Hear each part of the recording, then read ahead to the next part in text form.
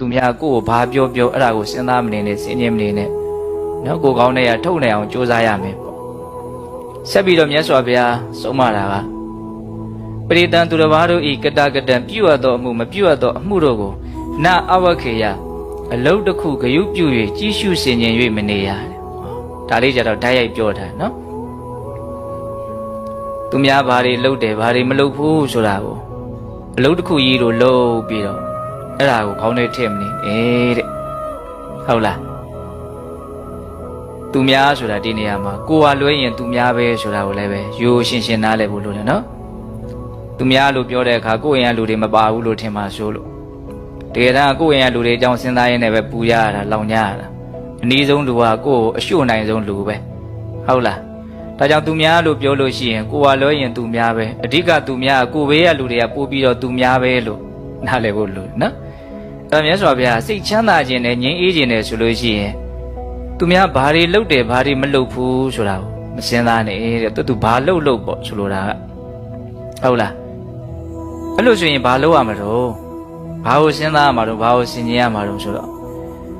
အတ္တနောဝအဝခေယကတာနိအကတာနိသအတ္တနောဝမိမိဣတာလျင်ကတာနိအကတာနိသပြုတ်သောအမှုတို့ကို၎င်းအကတာနိသမပြုတ်သောအမှုတို့ကို၎င်းအဝခေယစဉ်းစားဆင်ခြင်သုံးသပ်ရ၏တဲ့သူများအကြောင်းမစဉ်းစားနဲ့ဒါနဲ့မစုအကြောင်းစဉ်းစားရမှာတော့ဆိုတော့ကိုယ်အကြောင်းကိုစဉ်းစားလို့ပြောတာဟုတ်တာပေါ့ကိုယ့်အတွက်အရေးကြီးဆုံးကကိုယ်ပဲလေကိုယ်ကောင်းအောင်ဆိုးအောင်လုပ်တာလေတကယ်တမ်းအဓိကကိုယ်ပဲဘယ်သူမှကိုယ်လောက်ကိုယ်ကိုလာပြီးတော့လုပ်နိုင်တာမရှိဘူးကိုယ်လောက်ကိုယ်ကိုချမ်းသာစေတာဘယ်သူမှမရှိဘူးကိုယ်လောက်ကိုယ်ကိုဆင်းရဲစေတာလည်းဘယ်သူမှမရှိဘူးဒါကြောင့်ကိုယ့်ကိုယ်ကိုအကောင်းဆုံးကင်တွယ်နိုင်တတ်ဖို့အတွက်ကိုယ်เจ้าကိုပဲစဉ်းစားကိုယ်เจ้าကိုပဲစဉ်းကျင်ကိုယ်เจ้าကိုပဲသုံးသပ်ရမယ်ဟုတ်လားအဲ့ဒါကိုယ်เจ้าကိုစဉ်းစားလို့ရှိရင်သူများအကြောင်းကိုစဉ်းစားတဲ့အနေအထားတွေကလည်းပဲဘုံဘုံတော်တွေရှောင်ကျင်ပြီးသားဖြစ်သွားတယ်တချို့ကပြောကြတာရှိတယ်သူများအကြောင်းစဉ်းစားနေလို့ပြောတာတော့လွယ်တယ်ဒါပေမဲ့အမြဲတမ်းစဉ်းစားမိနေတယ်ဘယ်လိုလုပ်ပြီးတော့သူများအကြောင်းကိုမစဉ်းစားဘဲနဲ့တပြည့်လို့နေရမှာတော့ဟုတ်တယ်အချင်းတော်တော်များများသူများအကြောင်းတွေကြီးခေါင်းထဲရောက်နေနော်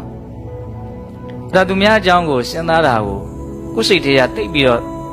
မနစ်မြုပ်ဘူးမကြိုက်ဘူးကိုမကြိုက်ဘူးဆိုရင်ဘာနဲ့အစားထိုးသင့်လဲလို့မင်းကိုအကြောင်းကိုစဉ်းစားတာနဲ့အစားထိုးသင့်တယ်ကိုအကြောင်းကိုစဉ်းစားလို့ရှိရင်သူများအကြောင်းကိုစဉ်းစားလို့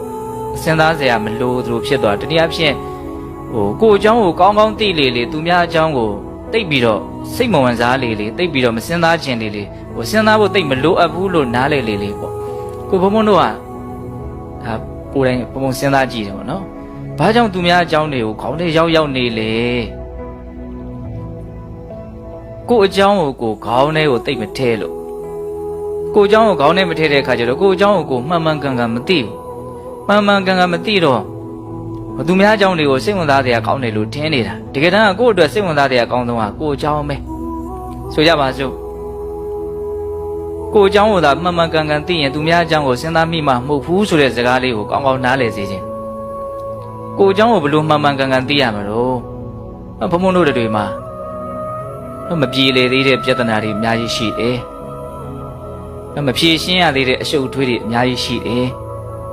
ဟုတ်လားပြောလို့ရှိရင်ဘုံဘုံတို့တွေကကိုအကြောင်းကိုကောင်းကောင်းသိရင်ငါတနာတရားအနေထားမလွတ်သေးဘူးဆိုတာကိုကောင်းကောင်းသိနိုင်တေချာစဉ်းစားကြည့်ကိုမှပြဿနာတွေ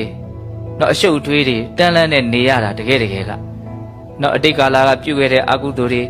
တော့အကျိုးပေးခွင့်သားရင်အကျိုးပေးမယ်ဆိုတဲ့အနေအထားတွေတကယ်တမ်းကဒီခန္ဓာမှာကမ္မပစ္စယတတ္တိအနေနဲ့လိုက်နေတာရှိတယ်အဲ့ဒါတွေကိုဘုံဘုံတို့ခြေဖြတ်ပြီးပြီလားလို့ကိုမေးမယ်ဆိုရင်ဘယ်လိုပြောအခြေဖြတ်ရသေးဘူးနော်အချိန်မရွေးသေပြီးတော့အချိန်မရွေးအတိတ်ကပြုခဲ့တဲ့အကုသိုလ်ကံတွေကကိုယ်နှိမ့်ဆက်နိုင်တယ်အဲ့တော့ကိုယ်မှာအဲ့ဒီတာဝန်ကြီးရှိသေးတယ်ပါလေအဲ့ဒီအကုသိုလ်ကံတွေကိုခြေဖြတ်ဖို့ကိုယ်မှာတာဝန်ရှိတယ်အလုပ်ရှိတယ်